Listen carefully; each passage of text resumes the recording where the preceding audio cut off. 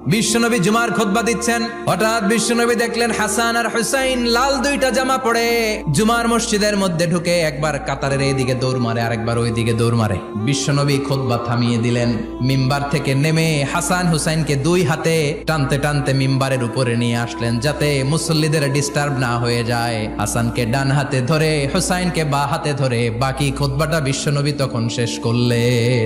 আবার বিশ্বনবী জুমার খুতবা দিতে দাঁড়ালেন, এক সাহাবী এসে বসে বলল, বিশ্বনবী বললেন, কম দাঁড়াও, 2 রাকাত পড়ছো?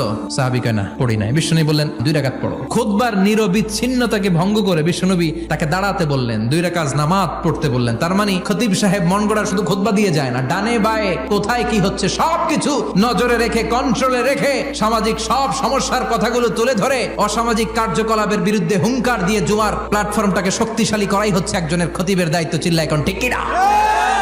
এ কাজই করেছেন বিশ্বনবী 500টা খুতবায়।